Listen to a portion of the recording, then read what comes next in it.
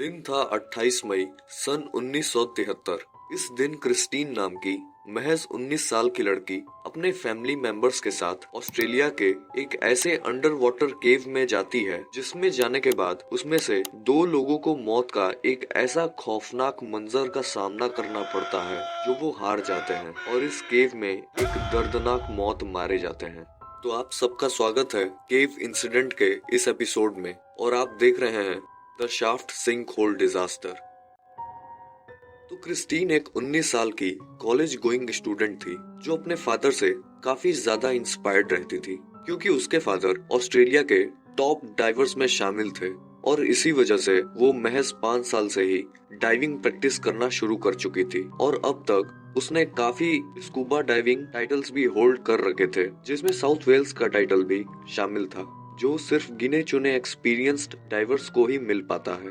पर क्रिस्टीन को एक एक्सपर्ट डाइवर होने के बावजूद भी ऐसा लगता था कि शायद वो अपने फादर की नजर में एक एक्सपीरियंस्ड डाइवर नहीं है और इसी वजह से क्रिस्टीन ने ये बात ठान ली थी कि उसे खुद को साबित करने के लिए कोई ऐसे मिशन को अकॉम्प्लिश करना होगा जो आज तक कोई भी डाइवर नहीं कर पाया और इसी वजह से वो डिसाइड करती है द शाफ्ट सिंकहोल में जाने की जो ऑस्ट्रेलिया के माउंट गैम्बियर और ओशन के बीचों बीच है। इस सिंकहोल का मिलना भी एक खुद में ही हैरान कर देने वाली बात है क्योंकि जमीन के नीचे बने हुए इस सिंकहोल का साइज बाहर से जितना ही छोटा लगता है वो नीचे अंदर से उतना ही बड़ा और गहरा है, लगभग एक इंटरनेशनल क्रिकेट ग्राउंड जितनी। और इसका पता तब लग पाया जब एक फार्मर अपने घोड़े को लेकर उस जगह पे चलते जा रहा था और अचानक से घोड़े के दोनों पैर एक गड्ढे में फंस जाते हैं। वो फार्मर देखता है कि वो गड्ढा लगभग 25 फीट गहरा था और उसके नीचे पानी नजर आ रहा था।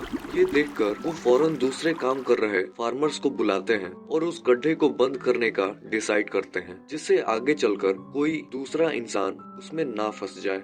सारे फार्मर्स उस गड्ढे को भरने के लिए उसके अंदर पत्थर फेंकने लग जाते हैं। ऐसे करते वो देखते देखते कई हजार पत्थर फेंक देते हैं और सारे पत्थर एक एक करते उस होल में गायब होते जा रहे थे।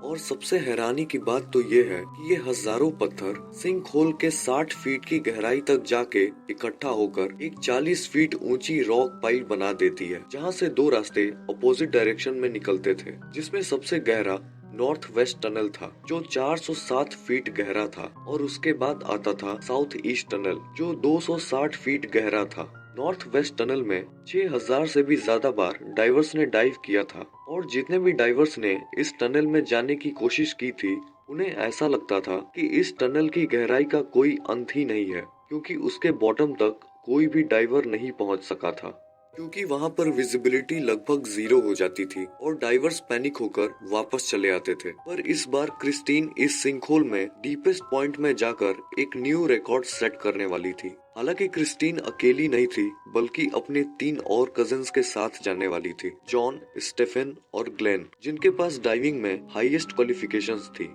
वो चारों लोग ट्रेवल करके फाइनली उस जगह पर पहुंच जाते हैं जहां पर वो सिंकहोल मौजूद था। वहां उन्हें मालूम पड़ता है कि पहले से ही और 4 लोगों की टीम जिनके नाम गॉर्डन, पीटर, रेनॉल्ड और रॉबर्ट था वो सिंकहोल के अंदर जाने के लिए रेडी हो रहे थे। क्रिस्टीन और उसके कजिन उन चारों टीम मेंबर्स को अपना प्लान बताते हैं जो नॉर्थ ईस्ट टनल के 250 फीट की गहराई तक जाने का था। ये सुनते ही पीटर और उसके बाकी के टीम मेंबर्स क्रिस्टीन के साथ इस मिशन का हिस्सा बन जाते हैं। वो लोग सिंकहोल के बाहर एक ट्राइपॉड सेटअप करते हैं और एक रस्सी नीचे गिराते हैं जो डाइवर्स को ऊपर आने और नीचे जाने में मदद करेगी। वहाँ के लैंड ओनर डिसाइड करते हैं कि वो सिंकहोल के पास रुककर सबके वापस आने का इंतजार करेंगे। टीम के 8 मेंबर्स एक एक करते धीरे धीरे सिंकहोल के अंदर नीचे जाने लगते हैं। तो लगभग 60 फीट की गहराई में जाने के बाद उन्हें वहां पर वही हजारों पत्थर पड़ी हुई मिलती है जिसे फार्मर्स ने भरने के लिए फेंका था।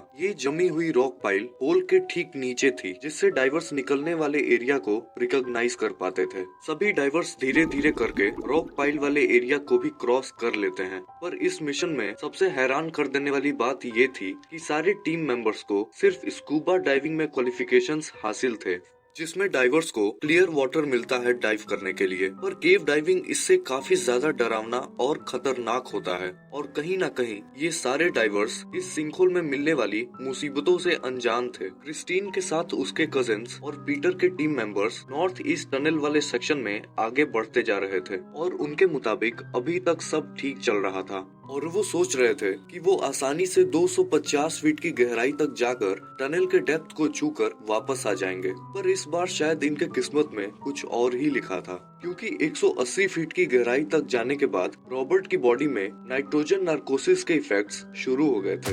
नाइट्रोजन नार्कोसिस मेनली तब होता है जब डाइवर्स के एयर सिलेंडर में प्रेशर बढ़ जाता है और इसी वजह से एयर सिलेंडर में मौजूद नाइट्रोजन डाइवर्स के ब्लड स्ट्रीम में डिसॉल्व होने लगती है, जो बिल्कुल अल्कोहल ओवरडोज जैसा इफेक्ट शो करता है, जिससे उन्हें ड्रंक फील होने लगता है और चक्कर आने लगती है। और ये इफेक्ट्स और ज्यादा बदतर हो जाते हैं जब डाइवर्स 200 फीट से भी ज्यादा गहराई तक जाने लगते हैं।